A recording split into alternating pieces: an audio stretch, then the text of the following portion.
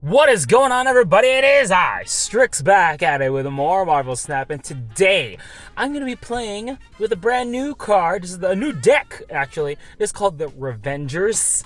I call it because the newest card, the new Series 4 card, Ravonna Renslayer, is available.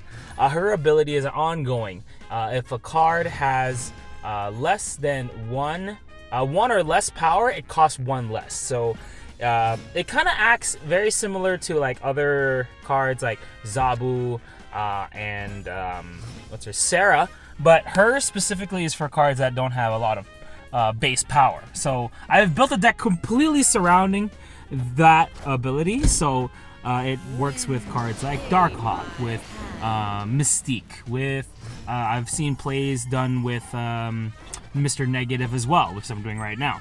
So the whole idea is I just have a bunch of cards that are like low cost that when flipped are pretty good. So that's the whole strategy. I already have Ravonna out here. I used Mr. Negative to get that out of there. And there you go, there's Jubilee all switched up. So it helps for like building early like majority plays, and also like costing less for like some pretty strong cards too. Is it as good as cards like Zabu and Sarah?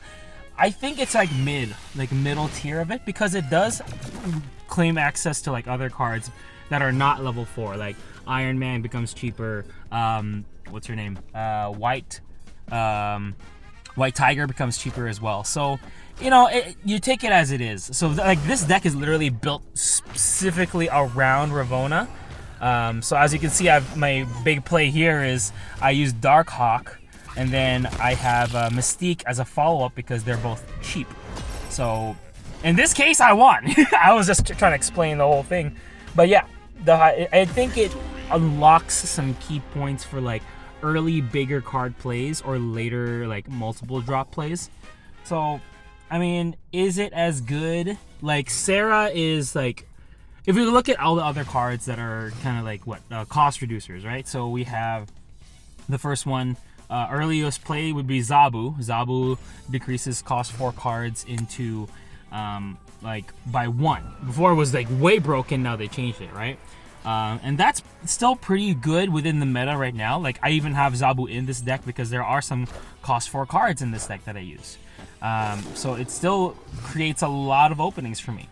And then, of course, the other one is Sarah. Sarah is probably the GOAT because she reduces everything by 1 cost, right?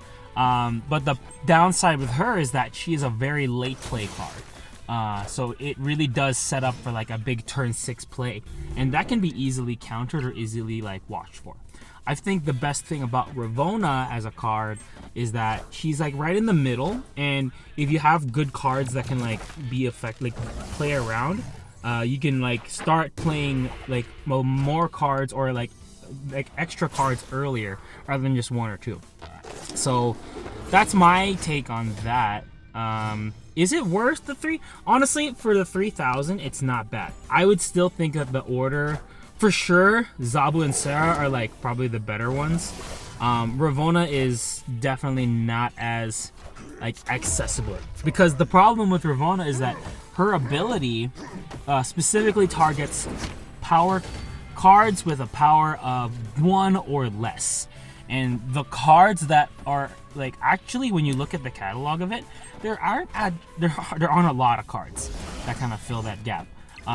Like you have some really good cards like, you know, Darkhawk, Mystique, and you know, you have like, it opens up gateways to like using Mr. Negative or even like Iron Man, stuff like that, like higher cost cards that are level 4.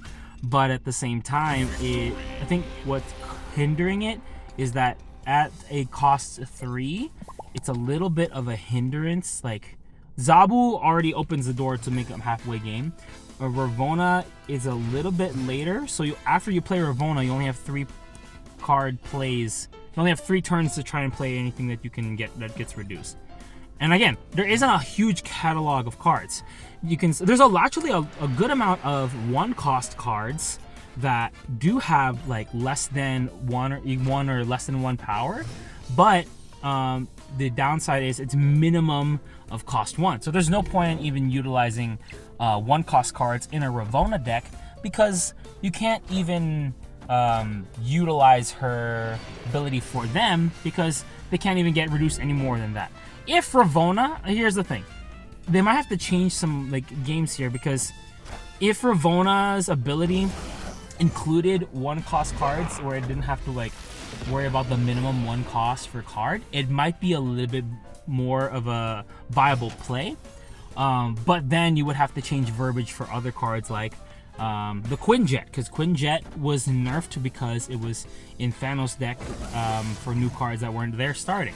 So, you know, there might be some issues with it.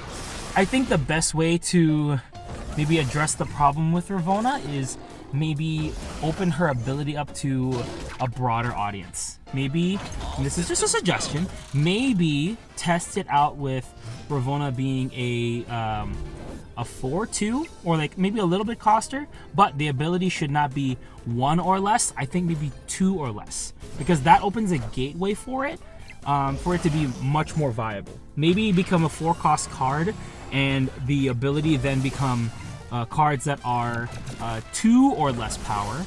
That way, it's like right in between Zabu and Sarah, where like by turn 4, if you have her, you're able to use cards that may be able to satisfy a bigger library. But yeah, those are my thoughts on Ravonna Renslayer.